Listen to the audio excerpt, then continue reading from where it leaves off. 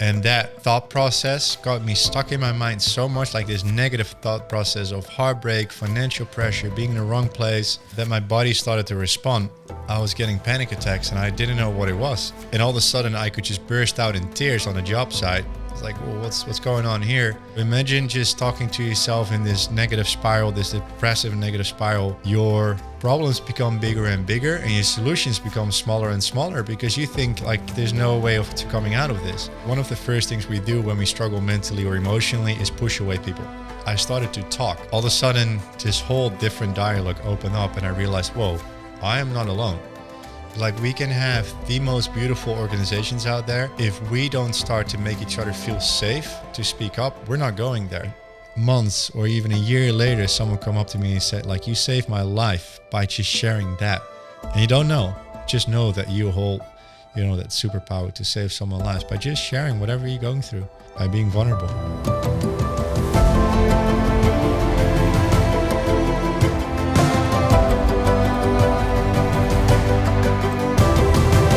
Welcome back to Spirit Unfolding. My guest today has earned the nickname the Barefoot Dutchman by getting 3 world records. First of all, going to the Everest Base Camp barefoot, crossing the entire east coast of Australia barefoot. And then last year he did the impossible, crossing the US from Los Angeles to New York barefoot again, to raise awareness for men's mental health. And I'm honored to have him here. Anton Notom, welcome to the podcast. Thank you very much. I've seen so many videos of you. I just finished your book that you wrote after the trip that the gruesome adventure that you did in Australia. It's so inspiring, and I know that there's a combination of both your personal pain and the moments that you were in some years ago, but also seeing how many other men are struggling with mental health.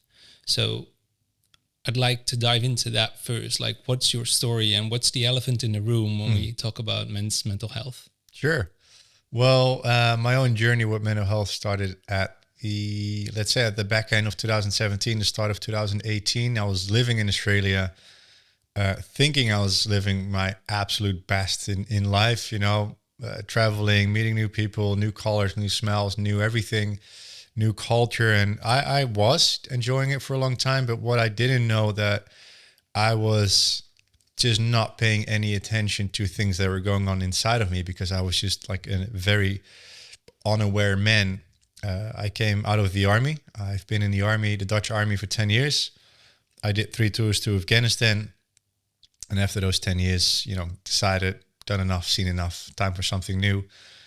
I traveled a lot already, and I just decided I'm going to sell everything I own. I sold my apartment. I gave away everything that was inside until I only had this backpack left with just a bunch of summer clothing. And Australia was the start of this world tour. And it became the last country because I never left.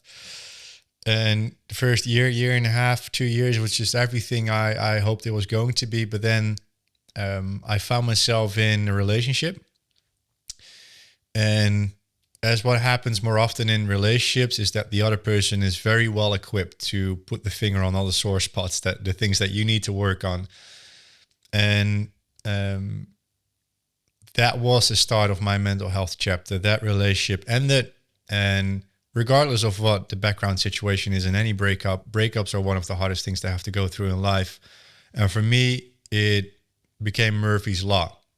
Everything landed on my plate at once. So heartbreak, difficult, and then financial pressure, because yes, I sold my apartment back in the Netherlands with a big debt, which I didn't care about because I was on the other side of the planet. They were never going to catch me until they do, of course. And so I felt this financial pressure, something that a lot of us Westerners definitely have to go through.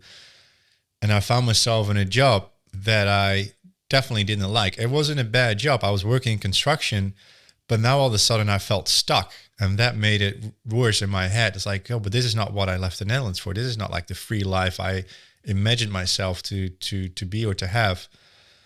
And that thought process got me stuck in my mind so much, like this negative thought process of heartbreak, financial pressure, being in the wrong place, that my body started to respond. I was getting panic attacks and I didn't know what it was. Like I came out of a very masculine environment and having emotions was like a no-go.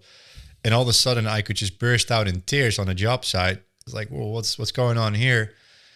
But having tears on a job site in Australia as a man is like, well, this cannot be. So I just would walk away and I couldn't work anymore. I would just get these panic attacks. Panic attacks would get that severe that it felt like I was having a heart attack at some point. I remember sitting in a van with two of my work colleagues. They picked me up and we were driving towards like the job site, and I would just be so depressed, so negative, and hyperventilating without me realizing I was hyperventilating. And I just panicked, like, stop the car right now, I need to get out. And we were like the middle of the city. We weren't at the job site for another hour. We were like an hour away from where they picked me up. And I was like, just get me out here. I don't care. I will get back in my own way. And I had just all these type of moments. And on top of that, I realized that I fully lost my own identity after leaving the army. So like I said, at first you have all these distractions of traveling. And then later on, when I'm not sure if I'm allowed to say it this way, but if shit hits the fan, all of a sudden everything starts to come up. And that was for me the case as well. Like I realized I don't know who I am without that army suit. All of a sudden I have no goal to work towards to. I was just this, this Dutch guy on the other side of the planet, not having a single clue what he was doing with all these things going on. And so I slid into depression really fast, and I didn't know what it was. I didn't know how all of a sudden I found myself in this position, because it's not like it just hits you from one day to another. Like it kind of creeps up to you, like it slips into your life. And like I said, I was this very unaware guy. I wasn't paying any attention to it, emotions or vulnerability or subconscious minds, whatever. I didn't know anything about it until it hit me, until I was like deep in it, laying in my bunk bed because I couldn't afford a living anymore because I couldn't work. I was laying in a bunk bed in a hostel, and I just didn't know how to deal with life anymore. Like all of a sudden, from going from this guy that was living life to the fullest, other people would come up to me asking for life advice because I was so full of it. And all of a sudden I was this empty shell and not knowing what to do with myself anymore. I was hurting a lot. That was the start of my journey with depression and finding out what mental health means and all the negative sides of it. Yeah. I've heard from you before as well, and read in the book that at some point it came to this moment where you often went to the beach and to the cliffs, and then you sat on the cliff looking out over the sea, over the sunset, and you realized you didn't feel anything. Whereas most of us would go to those places and those moments, watch the sunrise over the sea. It's something almost everyone would recognize. It's a beautiful feeling. If you're there, you know you're supposed to feel something, but you didn't. Yeah. And you almost ended it. Yeah. But you didn't, luckily. No. And I know what happened there. And that was almost the start of the road back, I would say. Yeah. Well, to give a little bit more perspective on that, like I said, I was this empty shell. So I was living right next to this paradise beach called Manly Beach in Sydney, Australia. Clear blue waters, perfect white sand, just, absolute paradise. And normally I would walk these beaches and fully enjoy the fact that I brought myself there and I get to enjoy the sunrise. Like I was, like I said, full of life. But now it started to work against me. What happens to more people, like you are aware that you're supposed to feel something, but now all of a sudden you feel numb. And that makes you feel even worse because like, why am I not able to feel this anymore? And you start to get frustrated. And out of that frustration, I decided to walk up to North Head, which is like this beautiful national park at Manly Beach.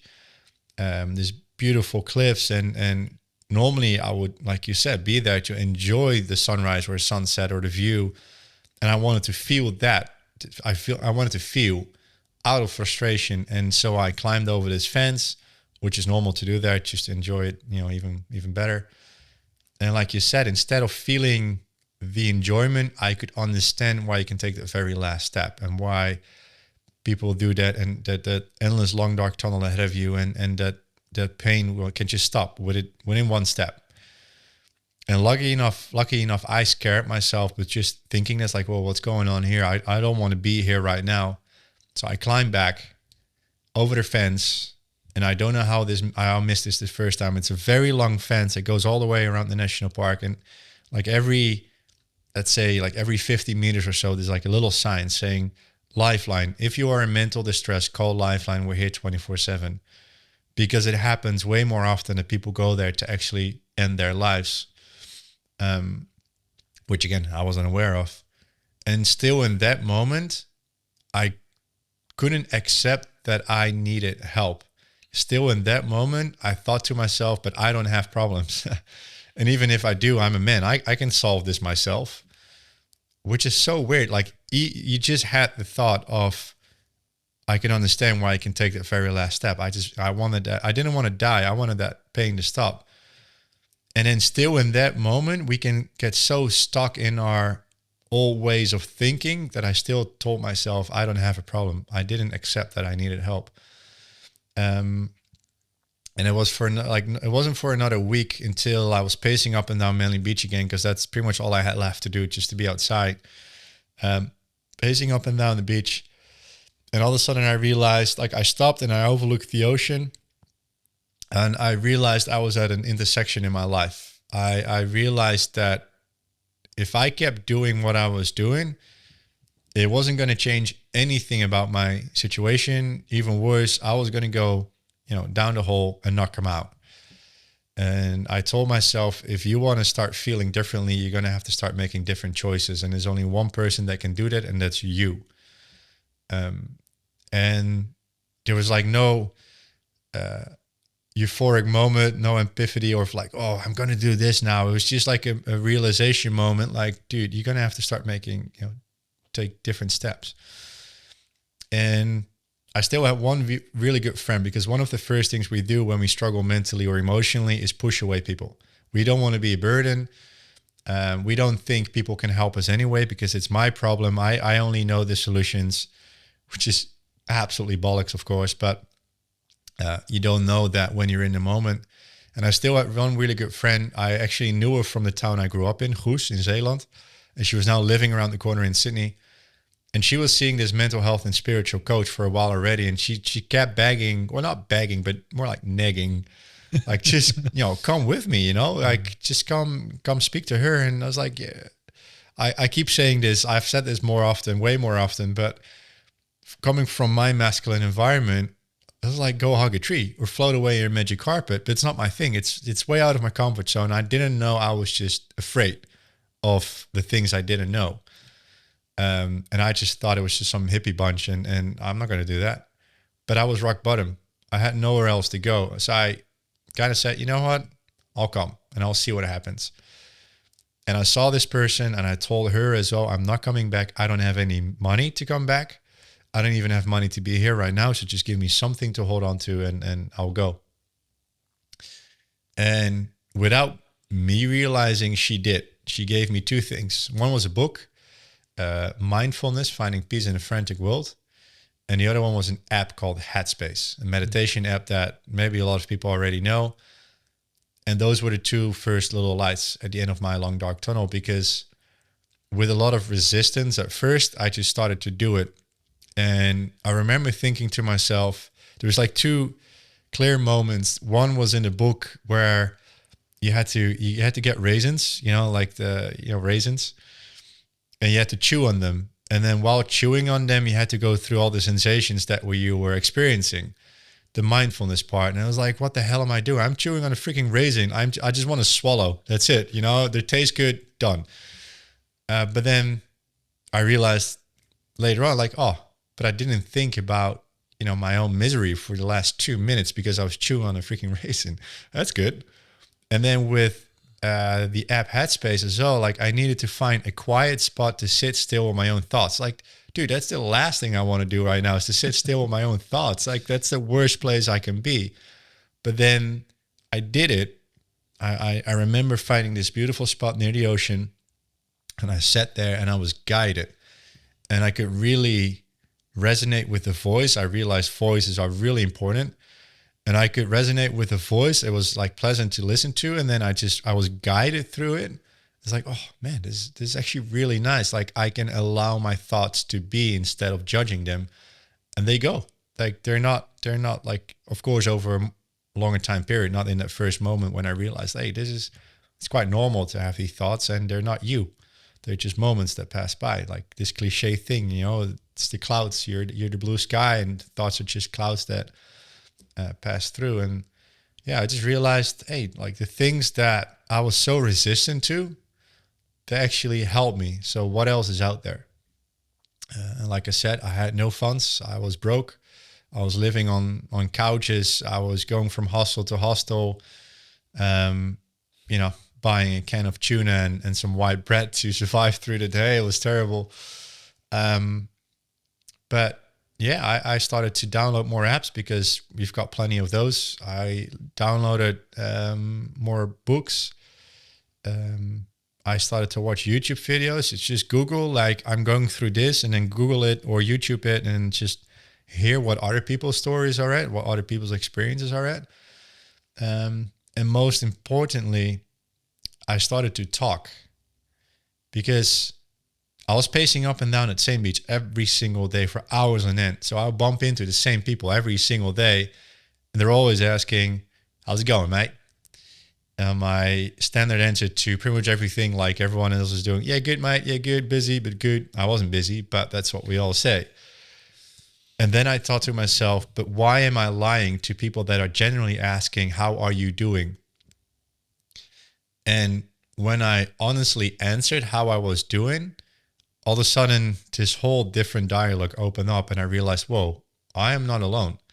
Because every person I open up to shares their stories, like, hey man, that's okay. I'm going through this right now as well. And this is what I do. So all of a sudden what I always say, like when you only talk to yourself, you're always your worst, critic. Yeah, almost all of us would not. Well, I mean, at some point when you realize this, you start to work on it. But maybe initially you wouldn't treat yourself as good as your best friends, for example. You would say things to yourself in your sight or your head on repeat forever. Yeah. That you would never say to your friends or your family. Exactly. Yeah. Which is, it's so weird, right? Like even when things go right, we still always find a thing like, oh, this can go better next time. So imagine just talking to yourself in this negative spiral, this depressive negative spiral. Your problems become bigger and bigger, and your solutions become smaller and smaller, because you think like there's no way to coming out of this.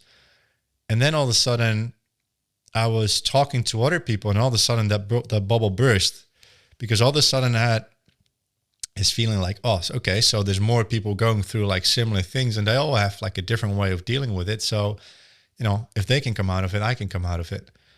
And I think that was like the clearest sort of sign that I will come out of this. If they can, I can. Yeah, it was a like, again, just as depression doesn't hit you from one day to another, like it gradually just, weaves into your life. It's the same thing with healing. Like all of a sudden you kind of realize, over time you kind of realize like, hey, I'm feeling a little bit better. Like I think for half a day I felt good. And it's sometimes like one step forward, two steps back, but at least now you have tools to hold on to and pull yourself up with again. And that's a good feeling. Yeah. Yeah, I love that, man. Thanks for sharing. And your platform that you started before the trip across the US called Brave Men Talk. Mm-hmm. Obviously, what actually brave people and not just brave men, but brave people do. Yeah. Even though that we've learned in a way that, it's braver and it's better to keep it to yourself, and like all that you expressed before, like do it by yourself and don't feel like a burden to other people. how do you believe we can start to rewrite that story in society? Is that just by being the example? Yes. Yeah. Yeah. In my opinion, there's no other way. Like, we can have the most beautiful organizations out there. If we don't start to make each other feel safe to speak up, we're not going there. So it's up to us, human to human, to show each other it's perfectly normal to struggle and to not have the answers and to reach out for help. I keep saying as well, like, we all do this life for the very first time. So it's perfectly normal to not always have the answers. And there's people out there that will, because they have had different experiences. So whenever you reach out your hand for help, there's always going to be a few hands ready there to pick you up and to help guide you. They're not going to do the work for you. You're still going to have to do it yourself, but they can guide you to, like, you know, a different way of looking at things or dealing with things. And therefore, like, it's up to us to change perspective. So for decades, we've been taught, and especially men, that's why I focused on men. Men have been taught, don't cry, man up. We need to be the tough ones. We need to be the rock. We need to keep going. And in a way, yes, 100%. We can see it as an honor to be able to lead and to hold that safe space for the women and children in our lives. And that's a beautiful thing. But it doesn't mean that you're like a freaking robot. You're still human. You still have emotions. The first thing you do when you get born is cry. So allow yourself to have these emotions. And what happens now is that because we kept being told that that's like not a manly thing to do, we start to bottle shit up. And what happens is, instead of us holding that safe space, we become like that dangerous man, because we don't know how to deal with our own, inner turbulence anymore. So we sometimes get aggressive. We use hard language. We get physical. We abuse. We discriminate. Or we just get stuck in our own sorrow and we don't know how to get out of it anymore. So we find all these different ways, like alcohol, drugs, to abuse, to numb, instead of just allowing ourselves to be human. And I think in today's society, we completely forgot how to be human in the first place. Yeah. I keep saying, like, how is it that all the crap that we came up with have become the norm, and everything that makes us feel good has become like a course, like breathing, eating, exercise, like sleep. All of a sudden it's like, we need to get tips on how to sleep, dude. You need an app for it and a device for it and all this stuff. And it's ridiculous. How is that? How did that happen? So I think, coming back I share a lot. It's long stories, but long story short, I love it, man. Don't stop. Let's make each other feel human again, and let's start to point, we need to be the accountability mirror for each other again, in like a respective way. Just say, like, hey, I noticed that you started acting a little bit differently. Is there something going on in your life? Is there anything I can help you with? Instead of judging as well, instead of like, hey man, don't do that. Let's be open to whatever might be going on in the person's life. You never know what the person might be dealing with. So therefore, let's be more kind and also start that conversation. And I can assure you that once we open up that space and you make that person feel seen or heard, it's gonna make such a big difference. Yeah, man. It's also interesting because I feel like there is so much shame on, because why are we not talking about it? We are either, we are ashamed, we are afraid to not be accepted, to be outcast, to be ridiculed perhaps. But actually, just like you said, we all have problems. No one is on this earth without questions, without problems, without difficulties, without crises. And yeah, man, I have experienced this myself so much in the men's circles, that by sharing the thing that you're afraid to share, or by sharing a thing that you've at least bottled up for a long time, sometimes decades, you get to see that even in a room of 20, there's maybe 4 or 5 that have had a similar experience. Yeah. You have so many beautiful stories that you talk about in your book, and that I've heard from you, just face to face, about as you were doing these walks, and especially, I guess it's been more now in the US, but also in Australia, the word of mouth and also the news and the TV and everything spread really quickly, and everyone knew that the Barefoot Dutchman is walking, to spread awareness, and people would also walk beside you. Can you share one or a few stories that really touched you and that are still with you on what happened in those conversations with other men? Yeah, for sure. I think those are the most beautiful, moments. That's what makes the journey as well, and that's the key to unlock someone else's prison, like sharing the stories. I think there was one. I mean, there's so many stories. I think one more recent one. I'll tell you a few. I'll try to keep them short. But it was one guy. I was like in the middle of nowhere. I think it was in Missouri, and I was walking on this back dirt road, just going around like a smaller town. No one there, but it was like a few houses, and all of a sudden, this massive dude, big beard, full of tattoos, big ass dog, just walked out of the bush on the phone. It's like, well, that's a bit random, like coming out of the bush on the phone. And of course, like your first thought of seeing someone like that coming out of the bush, like, oh, is this safe? Is something going to happen? What we all do, we judge the book by its cover. And then I got closer, and I think while he was calling, was kind of reading what was on my trolley. I was walking with this trolley, and it said like, walking from Los Angeles to New York City for men's mental health. And then he stopped his phone for a little. He's like, what are you doing? He's like, walking for men's mental health. He's like, dude, we need you. And all of a sudden, he's like, man, he was on the phone. He's like, I need to hang up. And we had this beautiful conversation where he opened it up. It's like, man, he was going through the fact that his dad died by suicide not long ago, left him his house, but also big financial problems. His wife left him. Therefore, he didn't see his kids as much as he wanted to. So all these big ass issues going on, and we just had this beautiful talk. And he was actually just picking fruits that were just growing wild there, and we shared some. And he's like, "Do you mind going for a little bit of a walk?" It's like, well, you caught me on a bit of a walk right here. And we just had this really short walk and chat for about an hour or so. And by the end of it, like he was like open, and he was smiling, and he was so excited that all of a sudden he was able to share his story. And it was just such a beautiful moment, mainly as well, I think, because of him being like your typical image of the bad guy, like I said, big dude, tats, big beard, big dog. Dog was the sweetest dog ever. And it just shows like it's just a cover. It doesn't, like, whatever's going on the inside, it's got nothing to do with the outside. We're all so good in wearing masks or like a certain image. It doesn't matter what you do, what kind of job you have, how you look like, you're still human. We still go through the same hardships and emotions.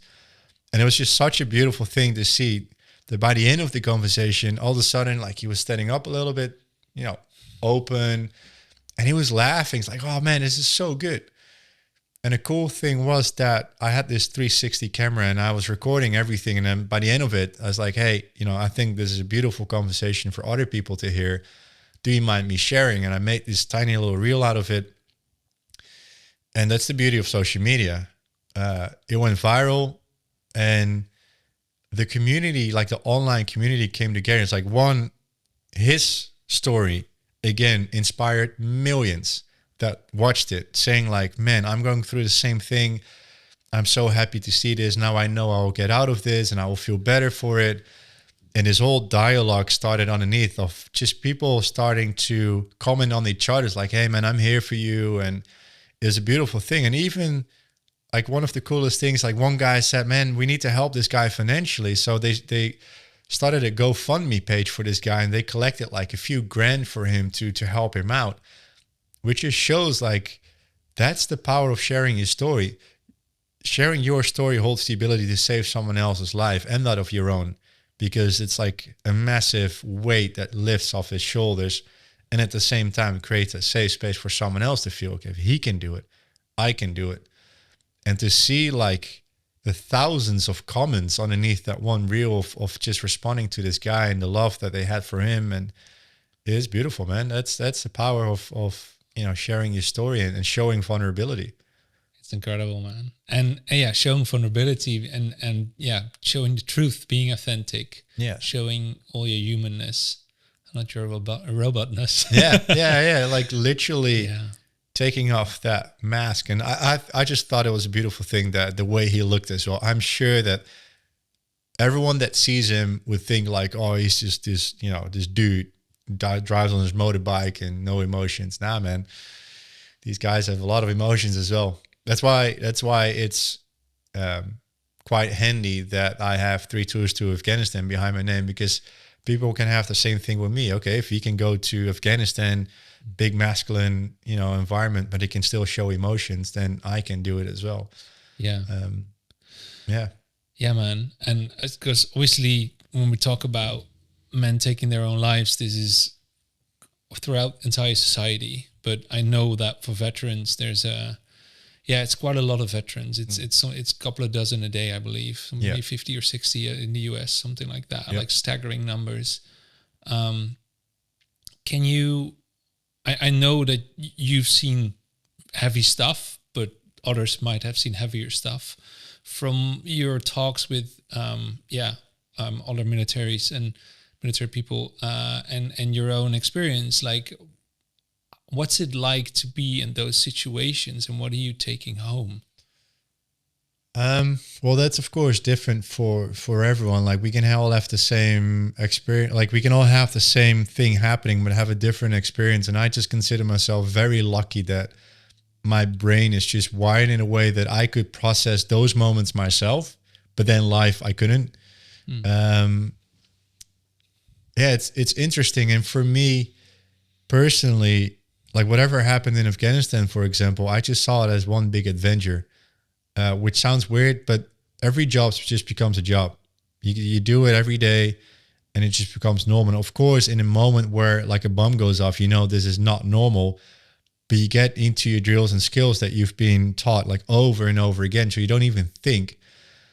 And that's where the problem kind of lies, because you don't think, you just respond in the best way you can. And then life just continues. But that high intensity, high stress moment is still in your system. How do you, respond to that later on, where that starts to come up and come up and come up again? And that's where it kind of goes wrong, because we usually don't get taught the tools on how to deal with those type of situations, like what happens afterwards. We get taught how to respond to when it happens, but not afterwards. So I think there's still a lot to learn on that aspect. But for me, and I think that's mainly as well because I survived all of them, all my friends survived them. If I would have been hurt or any of my mates would have been hurt, it could have been a completely different story. But we all survived, we all got out safe in one piece. So I think that's one of the main reasons why I was able to process it in the way I did. But I know that for thousands and thousands, that's not the case. And it's just a fact of how your brain is wired and what you've been taught. Like it doesn't, you don't know how you respond to a situation until it happens. You can have all the training up front. You still don't know how your brain and body responds to like a certain stress situation. If you're there, you got the fight, flight or freeze. You can be the toughest of guys and then all of a sudden be the most quiet ones when shit hits the fan, and vice versa. You just don't know. And it doesn't matter as well. Like it's just how your body responds. And I think it's very interesting to see like how that works. But yeah, I think afterwards is the most important bit. Like how you respond to it. How does it affect you, and how do you respond to that? And that's where for us men, again, same for women, but less. Women are more prone to feel safe to talk and to share emotions and to be vulnerable.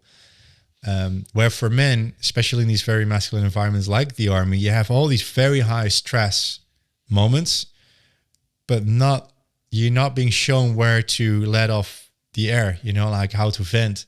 Yeah. So the pressure just keeps building up and keep building up. And like I said, if you're stuck in this negative way of thinking and talking, that pressure is going to build up until it's going to explode. No matter where no matter where you go, you can move to the other side of the planet, like Australia. You're gonna bring it with you. It's inside of you. Yeah. Yeah. Just over lunch, we talked about this as well. It's like, even if you feel stressed by work, for example, or like the situation that you've had at home for a while, and you feel like, I'm just going to go on a long holiday or like whatever. And yeah, you will feel better for a while, but you haven't actually solved the issue. No. This tension is still there. It's still dormant and still going to waiting to come out in one sense or the other. Yeah. Whether that's mental health, for some people, it might be physical illness or something else. What I also find interesting is that this whole process of, let's say the road downhill, at some point, like you noticed it on time, but still very, very close to, a complete and utter breakdown. It can be so subtle. It can be such a tiny, tiny things that are slowly starting to build up, possibly over years. Yeah. What in your experience can we do to prevent that from building up to too big of a pressure? I think what we all do in society in general is wait until shit hits the fan until we start to act. We always wait until something goes bad, and then all of a sudden we realize, oh, whoa, this, we need to start taking action. No, take action in life. Make sure that you have like a solid foundation on all these single pillars in your life, that that you build a set of confidence, that that life will get miserable at some point. It's going to go up and down your entire life. Things will go good. This too shall pass. It's going to go shit at some point again. Whenever it goes shit, at some point it's going to go up again. But it's about knowing yourself and having the right tool set to deal with these setbacks, but also to deal with the good moments, to pressure how do you say that? But to really enjoy them? Yeah, to enjoy them even more, to be really present in those moments. So don't wait until it's too late. Work on yourself all day, every day. Become aware of who you are, what you're capable of, what you want, what is your fire, what is your passion, what are you doing right now, what type of steps can you take to start to improve yourself on certain aspects of life where you feel like you're lacking. Do it while you're feeling good. Don't wait until it's too late. And that's just something that we generally do. We wait until it's already too late. So we've got all this time to just go on this adventure of who am I? It's a cool adventure. It's not always fun and it's not always easy, especially, it's actually more times hard than easy because you're going to have to face things of yourself that you might not like. But the more you know these type of things, the more you know where your triggers come from and how you respond to certain type of triggers, the better you can respond to them in the future. And again, it's going to be a process of sometimes one step forward, two steps back, but you will get better and better and better at it. And you're not going to be, it's not that life is not going to hurt you anymore. You're still going to feel miserable when you lose something or when your job goes to waste or your relationship breaks up, whatever. You're still going to feel miserable, but you will know, I have what it takes to come out of it. I know what I need to do. I know what type of steps I can take to start to feel better again. And I know I can take my time. As in, we always want everything so quick. Sometimes it's going to take months for you to feel better, and it's fine. It's not going to be fun, but that's just the time it's going to take. Instead of thinking, I need to feel good tomorrow. Yeah, no. which means then you might go to substance abuse and stuff like that, because that actually does help you to feel better tomorrow, but a lot worse the day after and the months after. Yeah. Yeah. I just lost my train of thought.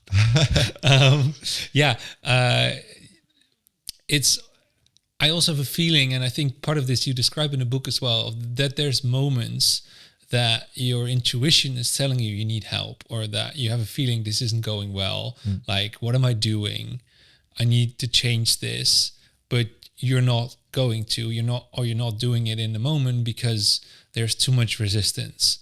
but it's actually by going through the resistance that you're going towards where you actually want to get to. So that, I believe that's something we should definitely, well, I guess by embodying it, but it's something that our society should become more aware of. Is like, if you go towards the thing that scares you, go towards the thing that hurts. Is there examples in your own life where when you've taken that into account, like taken that advice?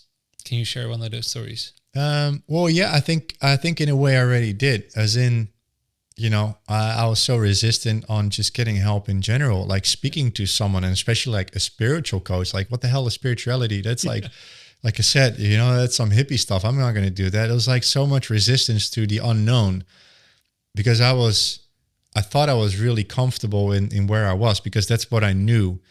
But that way you keep your world really small, and the answers never lie in your comfort zone, ever. That's just what you know.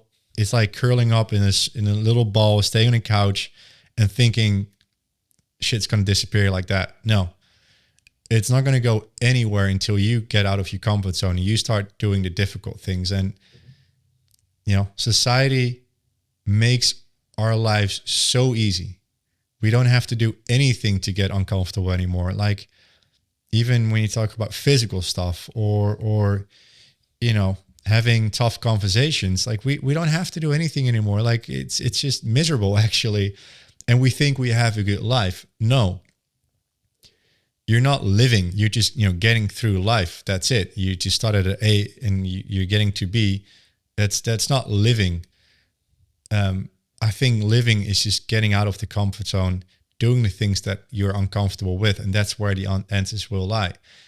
And that's a very difficult thing to do. Like you said, you're going to have to step into your fears to then realize, I created that fear most of the times. Like, sometimes things happen to us and that created like a fear, but most of the times we got stuck in a way of thinking that we created a fear that's actually not there. And once we step into it, all of a sudden, again, your bubble will burst and this whole new world of opportunities and solutions will open up.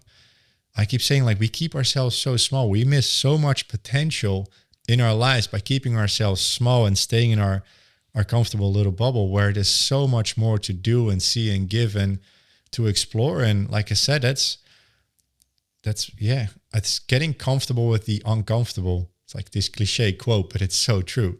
Yeah. And like you said, we all have this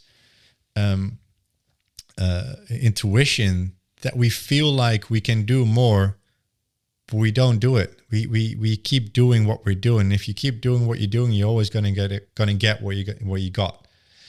Not until you start taking different steps, not until you start taking different choices, which is getting comfortable with the uncomfortable, is when you will start to feel different. And the most important thing about that is, you don't have to do it by yourself. You are not alone.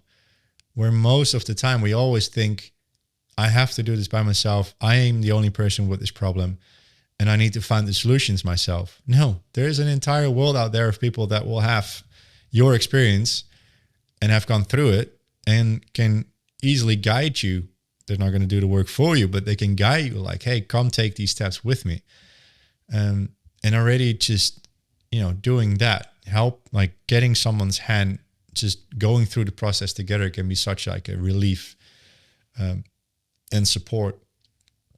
Yeah, 100%. And this is, I think, something we've both experienced a lot in men's circles, right? Where it seems like this is a new thing, but actually it's one of the oldest things. It's just got lost at some point. Yes. And we're trying to really recapture it and find it back. And just men sitting in a circle, whether it's around a fire at night or in a building or in the woods, it doesn't really matter. But it's about like, hey, just acknowledge that we are actually all the same in a lot of senses, and we have a lot of similar struggles. And it's actually really nice to be able to just, see that, feel that, share that. Yeah. I'm curious what your take is on, I'm just being taken to, like 2 years ago, I interviewed you when we were at a retreat, and you talked with so much passion about like, hey, all these old cultures have had these moments and these rites of passage, like like the Greeks and the Romans. And what do you think is the value of that? What's there? Oh, I love this. Like, I'm so happy you brought that up. I was kind of feeling it was going to go that way. But yeah, like, isn't it weird? Like I said before, like all these crazy things that we came up with have become the norm. And like all these things that have always been there are now all of a sudden a course. And it's the same thing what you said, like with just us men coming together, sitting on a rock and talking about life. Like, that's how it's been for thousands of years. Just for, let's say, the last 100, 150 years, all of a sudden that has become like a weird thing to do. When you talk to a guy about men's circle right now, like, oh, what's that? Like, I need to be like open and emotional with other men. Heck no, I'm not going to do that. Which is like only because society taught us to think and feel like a certain way about it. But it's been like that for thousands of years. And we have all these cool movies, like you said, about the Spartans and the Greeks and the Mongolians and whatever, the wilder men from Germany, and we see them as like these big masculine heroes that only fight wars. But what's not being told in these movies, but what is written, is that one, like it's like the hero's journey, right? Like as a boy, you would learn how to become a man from other men. You had all these examples, and you would have to go through like a rite of passage to become a man. And that's a beautiful thing. As in, like, now we lack these examples. As a young man, we don't have examples anymore. Like, dads are not always there, or their dads weren't there as an example, so they don't pass it on. So as young men, we lack the example of healthy masculine men on how to become a man. Back in the day, that was just the thing. You would become a man by going through like a rite of passage, and you would learn from other men in your tribe or whatever. And then once you became a man, there was always war. So everyone would be training for war. Everyone would be getting for war. So everyone's like, well, not everyone, but a lot of men, they would be, fit, healthy. They were capable. They knew what they were capable of. They wouldn't use it in any other way than war. But they just knew they were capable, which gave them like a set of confidence that we don't have anymore right now in today's society. And they know from each other they would always have each other's back, because the neighbor would be the same guy they would go to war with, which is like this beautiful concept. They didn't see each other as competition. They saw each other as brothers that they would go to war with. And then at some point they would go to war. And of course, that's absolutely miserable. Like the things that would happen in war, of course, way different than the wars that are being fought right now. Literally slaughtering men. That's, definitely something we shouldn't go back to. But at the end of those wars, and this is the thing they don't show in much in a lot of movies, but before the men would go home, they would nurture each other. And we cannot imagine this from, Spartans, because we only see the brutal fights. But what is written is that they would nurture each other before they go home. They would treat each other's wounds. They would, have an arm around the other brother next to him to mourn their losses before they would go home. So they wouldn't take the pain from the war back home to their wives and kids. What happens quite often right now is we take all our pain, all our stress, and we dump it at home. And, that causes us to have like miserable dynamics at home. Women that feel unsafe, kids that grow up with the wrong idea of what it means to be a man. Back in the day, and again, I'm not saying all of these men did, because I'm sure there was some miserable men back then as well that didn't know how to respond in that way as well. But it's been written that they would nurture each other. And now all of a sudden, we find it so uncomfortable to take care of each other, to say, hey, man, I'm here for you, and to wrap an arm around someone. Yeah, just two men hugging gives all kinds of weird ideas for people, even though it's just totally fine. To be super honest about that, I still struggle with that. I talk about mental health, but I still find myself sometimes like, oh, I don't know, like, okay, let's do it. Yeah. Because it's just, society makes it weird or uncomfortable, where it's like one of the most beautiful things you can do is just to show that person, hey, man, I care about you. And that's what we need. We need to show each other that we care about each other, and that we don't see each other as competition, but as brothers. And we're going to, make sure that we can safeguard whatever we need to safeguard, next to each other. Yeah. Yeah, man. Beautiful.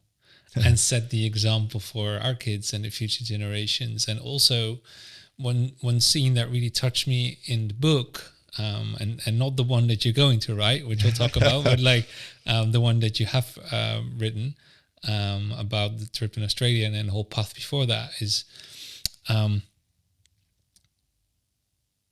you talk about you at some point did a breathwork course to learn how to facilitate breathwork. And of course, the breath is a very powerful tool to get back to the here and the now and to release tension from the body and just really help with going through all kinds of feelings that are happening that are maybe unpleasant. And what touched me so much is that you explained like, oh, this group was men and women, and they were at some point they were separate. The women were doing something outside, and as men, you were preparing the circle to then facilitate the breathwork for these women. And as soon as they came in and felt the love and attention, and just without an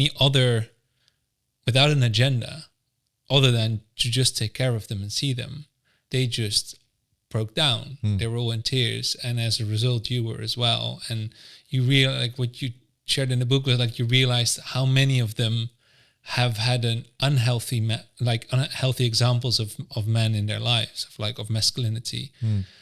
Obviously, also knowing now, like those men are only doing that because they are not capable to do anything better. Like they have gone through so much pain that that's just the best they can do in the moment. But like that was so touching and inspiring for me, and also to know that, hey, look, if you're actually as a man starting to work on this, you're not just helping yourself, but you're helping all those kids and women and other people around you as well. Yeah. And that's like the realization that that's the main reason why us men are here, to safeguard the women and children in our lives and make sure that they can do what they feel they want to do in that sense. And it's like very black and white, of course, but it was this beautiful, I think it was like a Native American quote. They're so wise. And it was like a man and a woman standing towards each other. And it said the same thing, like men's purpose in life is to hold the safe space for the women, so the women can nurture out of love the men. And not that it's very black and white. I know that's, it's a little bit not taboo, but it's like a delicate subject right now as well. But in a sense, I think just that's the way it is. We just kind of forgot, and that it's okay that there is a difference. It doesn't have to be all the same. I think that's a very dangerous thing right now as well. Like it's creating this imbalance in where do we stand, which creates even more insecurity, which creates even more like difficult reactions to things. Where in the basics, I think it's just a beautiful thing to be able to say, as men, it's our job to become like this healthy masculine man that feels like an honor in safeguarding the women and children in their lives, so they can nurture out of love and just be present in that way. And it was a beautiful realization that even though I was walking for men's mental health, it had like a deeper layer to that we have that responsibility. And again, I'm a man that still makes mistakes in that. I go through my difficulties in relationships. I definitely don't know it all, but just to be aware of the fact that that's something that we need to work on. And same thing for women, because of today's society, I think a lot of women are now stuck in that masculine energy because of work. They need to fight hard to get to certain positions, to feel seen and heard. And they take that masculine energy home, and it brings like an imbalance at home as well. I think that's something that needs to be looked at and worked on from the feminine side. But at the same time, from the masculine side, it's our responsibility to become healthy masculine men again, and to feel that sense of pride in being able to be that man. And that was just a beautiful example of all of a sudden that realization. Like we actually, so that exercise that we had to do, it's beautiful. We were all in tears, and when it was done, everyone was kind of quiet because it was just really intense. And then us men, we left the women inside to just land and to be, in their own space. And us men, we walked outside, and without thinking about it, we just collected rocks and big logs to sit on. So again, like thousands of years before, we just sat in circle on a rock without realizing that we did that. And I remember like one of the first things, like everyone's kind of quiet and flabbergasted about, what just happened. And it was like an older Australian Mexican guy. He was in his 60s. And the first thing he says, like, I've never felt as manly as I do right now. It was like, still now it gives me goosebumps. Like, it was such a powerful moment to also hear it from like such a let's say mature older man that now saw his worth for his wife and his daughter. And that's when, it really hit me hard. Like, this is part of my mission. This is what it means to be a man.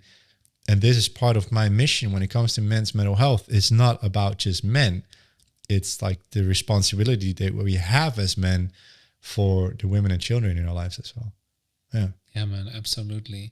And we can only do that from a healthy place if we are not taking it home or not in an unhealthy way. Like, I do believe it's also, like we talk about men's circles, doesn't mean that you can only talk about your problems, let's say, with other men. Mm-hmm. Like, it's also good to let your feminine partner know where you're at and what you're struggling with, because she can also support you. And it doesn't 100%. Mean that you get to be in victim mode for 5 years in a row, but it's okay to, actually show that and be there and show yourself to be vulnerable as well, which I also feel like it's something that can be really scary to do. And it's kind of bringing up all kinds of voices in your head, and it's confronting and brings up all kinds of presuppositions or ideas and opinions you might have about yourself, or that are perhaps just clouds running by, right?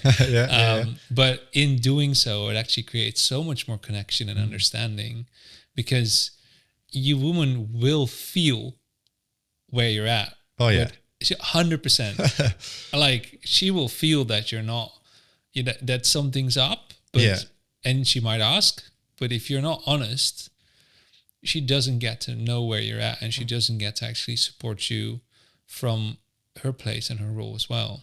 And she will feel unsafe, because I think a woman's intuition is like a sixth sense. They probably know it before you do.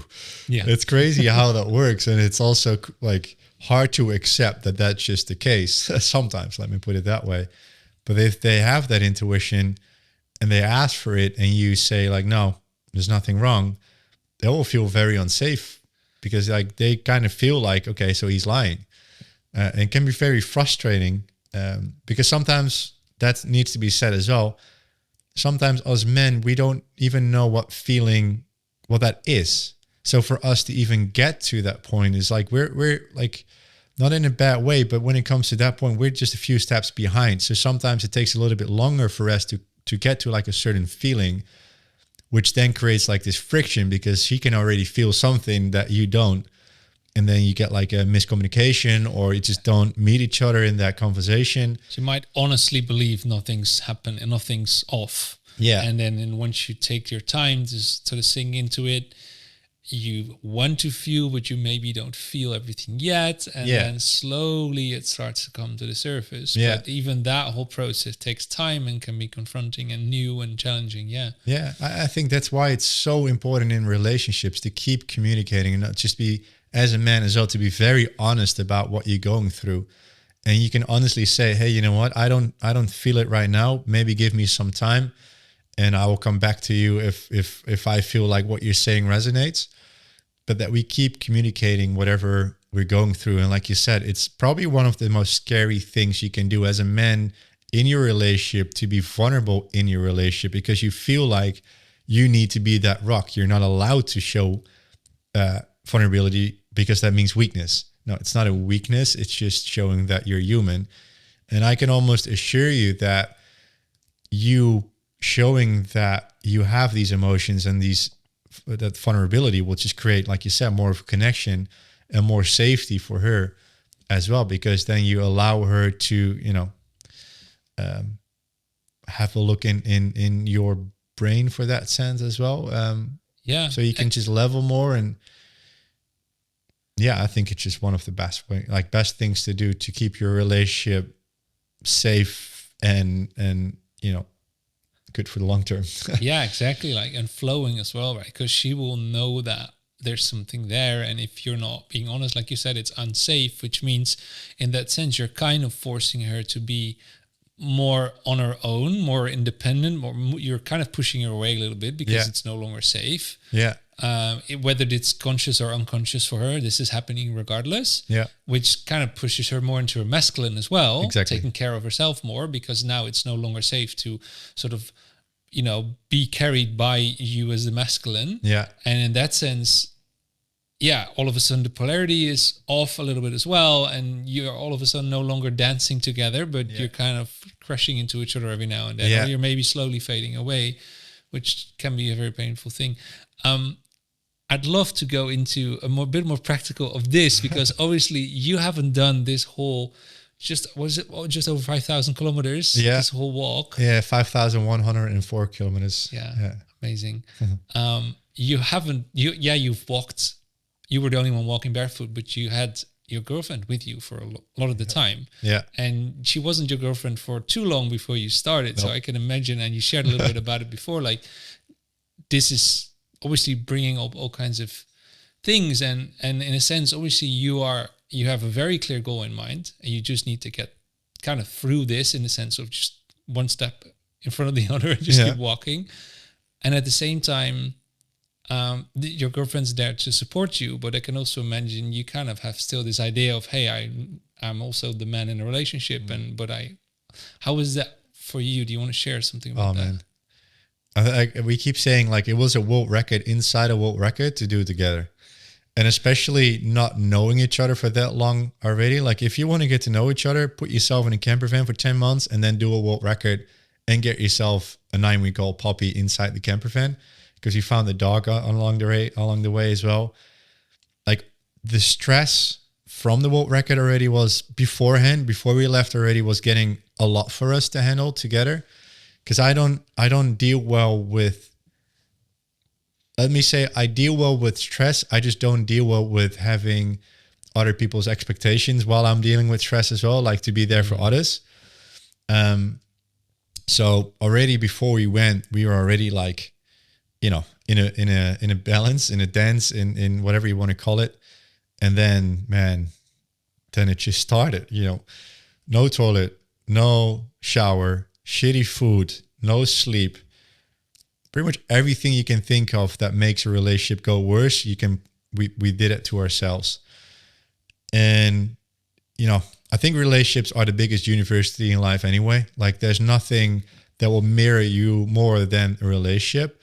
But this was everything on steroids, like American steroids. They're like even worse. So it was very, very difficult, but also very beautiful. As in, like, it's so frustrating at times. Like, I need my space. She needs her space. Like, we're both very strong personalities that like our own space. There is none. So there was no way for us just to get a breather or to just walk away from each other for a little bit. We were always in each other's mirror, always. So that's very frustrating. But at the same time, if you want to learn, you might as well just do it that way, because you'll learn. There's no other way. And we were at points many times where we thought, like, we can't do this. Like, we need to quit. And not me walking, just us together. But then we kept choosing to keep looking at it and just going through these emotions and these frustrations, and to say, like, no, we're going to get through it. Where before we would have maybe easily said, you know what, this is just not working. Let's just go our separate ways and just go to where the grass is greener. And now we kept saying, no, we'll get through this. And if we get through this, we can get through anything. It's not true, but it's a nice carrot to have in front of you. You need to treat yourself a little bit. Yeah. Cut yourself some slack. It was a super intense but beautiful experience as well, to be able to do something like that together, and to also see that someone just puts her own life that was very successful completely to the side to be in full service of me. It's crazy. Like, it's a big responsibility for me. I felt the responsibility, like, okay, I now have to take care of her, of course. But it was beautiful. And I think we went through what you would say is like the most general case of where marriages go wrong. Like, the men fully focusing on work, feeling like I need to provide for my family.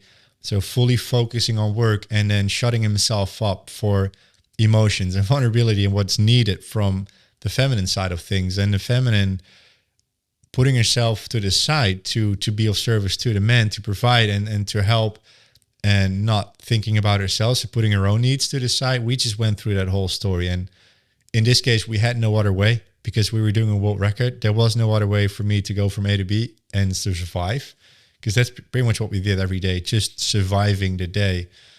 But in a beautiful way, it tells the story of what happens in today's society a lot, is that we just get lost in the men, like I need to go there and that's all I care about because I need to provide, and then completely forgetting what providing actually means as well, as like being there in like a more emotional way as well, and listening to her needs. And then the woman just fully losing herself into whatever the man is doing and completely neglecting herself. Yeah, man, it was tough. It was really tough. Yeah, but we got through it.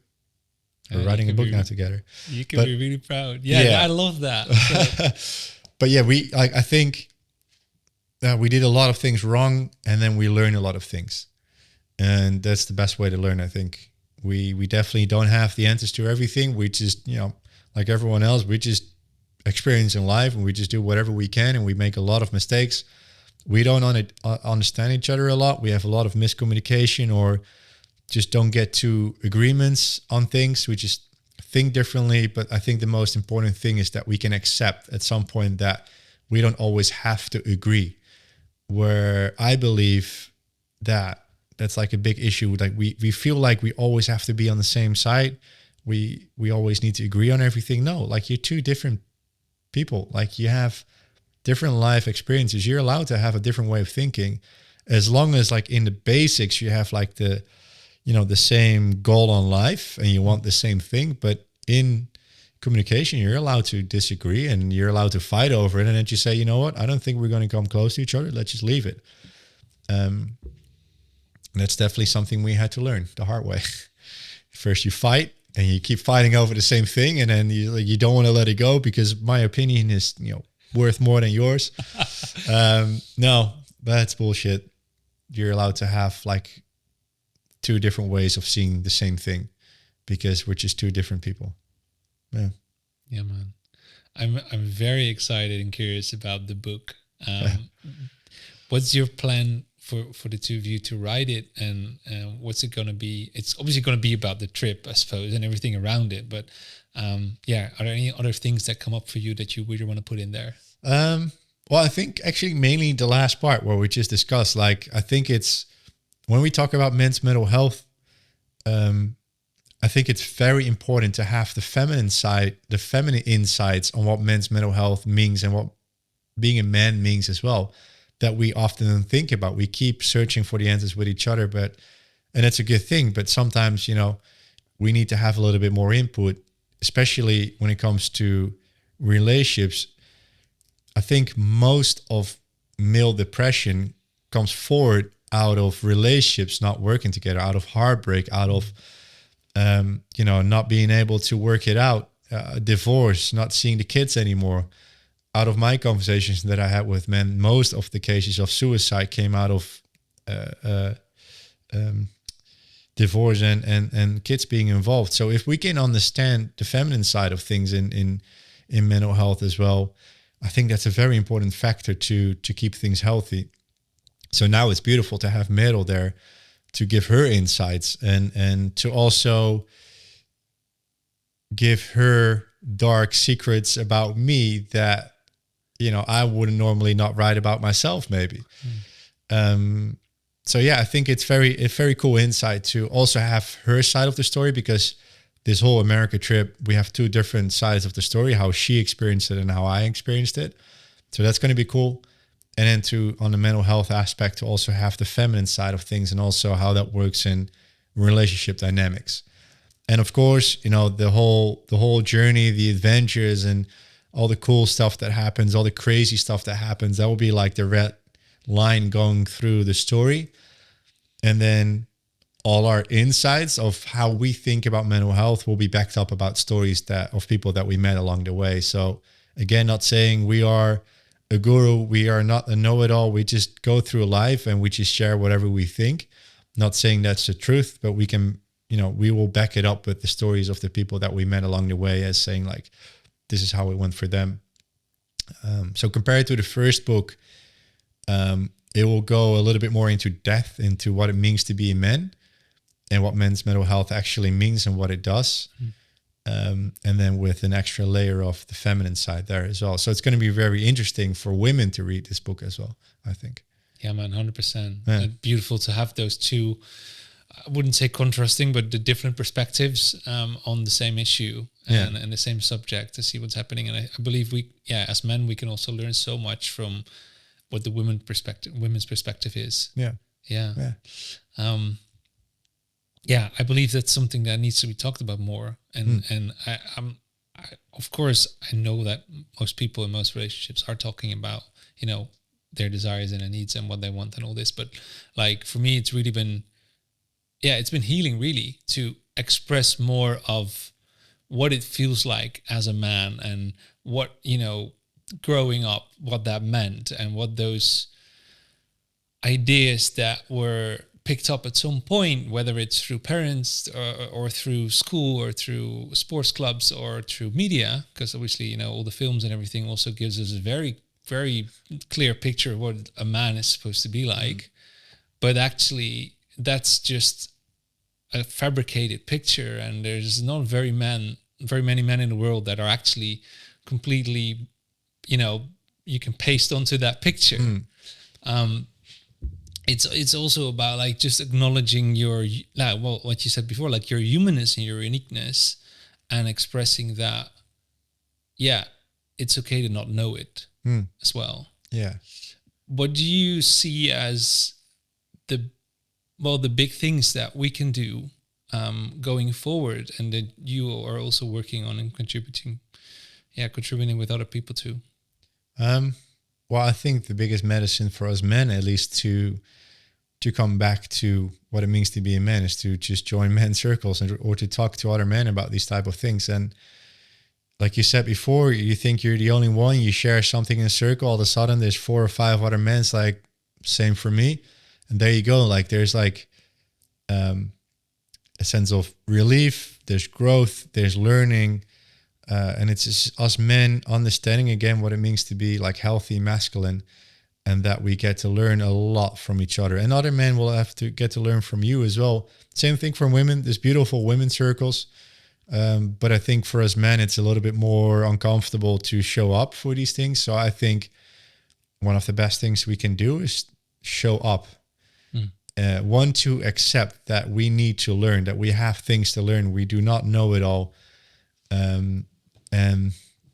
To show up and to say, I'm here and I want to learn. I'm going to take these steps and I'm going to get uncomfortable and I'm going to show my true self. And then by that, learning what true self is instead of what you think you think you are, who you are, or what you can do, you will learn so much more. So I think that's the biggest step we can take to show up and say, like, I'm going to do this and I'm going to step into the unknown and I'm going to sign up for a men's circle or anything for that matter. Like, there's so many other things you can do as well. It's just, Yeah, it doesn't have to have a certain label. No.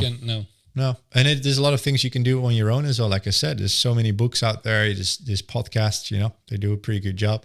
Listen to this one. Thank you. There's all these smaller steps you can take already to kind of get into that world. Like, okay, what does growing in that sense mean? Like, what can I learn? And then eventually to start share that with others and know that you are that fire to someone else as well. You are that spark for someone else. So by you sharing whatever you're going through, whatever you're learning, you never know who's listening. And you might not even think that whatever you're saying is doing anything, but a year later, someone can come to you. It's like, you know what? You remember that conversation we once had or the thing you once shared? I want you to know that changed my life. Because that happened to me so many times that like months or even a year later, someone come up to me and said, like, you saved my life by just sharing that. And you don't know until that person shares, of course, but just know that you hold, that superpower to save someone's life by just sharing whatever you're going through, by being vulnerable. Yeah. Yeah, man. Yeah, so beautiful. Anton, thank you so much for being such an inspiration and a beacon for so many men. And yeah, man, I know that there's the platform bravementalk.com where people can go. They can also donate because you're donating. The proceeds will actually be passed forward to a couple of different organizations that help men with mental health. Yep. Especially where men can reach out to if they're feeling like I need help. So it's most likely also those men that are actually quite close to hitting rock bottom.